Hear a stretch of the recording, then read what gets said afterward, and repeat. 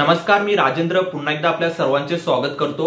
मुख्यमंत्री माझी लाडकी बहीण या योजनेअंतर्गत ज्या महिलांचे अर्ज अप्रूव्ह झालेत म्हणजेच मंजूर झालेत त्या महिलांनी आपला अर्ज मंजूर झालाय, अप्रूव्ह झालाय म्हणून शांत बसायचं नाहीये।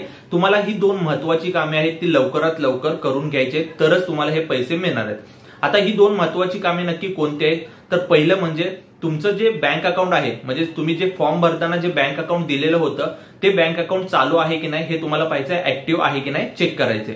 जर तुमचं बँक अकाउंट ऍक्टिव्हेट असेल, चालू असेल तर काळजी करू नका।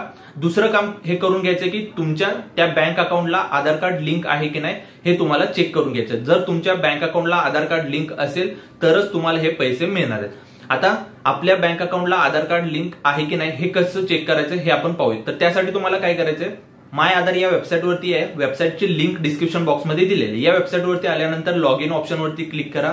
तिथे तुमचा जो आधार कार्ड नंबर आहे तो आधार कार्ड नंबर टाकून घ्या, त्यानंतर कॅप्चा जो कोड आहे तो टाकून घ्या आणि त्यानंतर सेंड ओटीपी या ऑप्शनवरती क्लिक करा।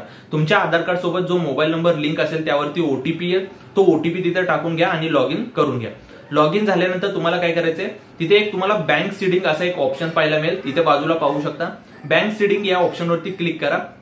त्यावरती क्लिक केल्यानंतर तुमचं जर बँक अकाउंट आधार कार्ड सोबत लिंक असेल तर तुम्हाला तुमच्या बँक अकाउंटचं नाव पाहायला मिळेल आणि ऍक्टिव्ह असं ऑप्शन पाहायला मिळेल। आणि जर तुमचं बँक अकाउंट सोबत आधार कार्ड लिंक नसेल तर इनऍक्टिव्ह असं दाखवेल किंवा तिथे काही दाखवणार नाही।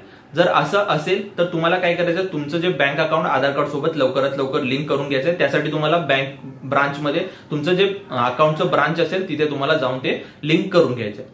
ही दोन महत्त्वाची कामे करून घ्या आणि माहिती आवडली असेल तर व्हिडिओला नक्की लाईक करा आणि चॅनलला सबस्क्राईब करायला विसरू नका। जय हिंद, जय महाराष्ट्र।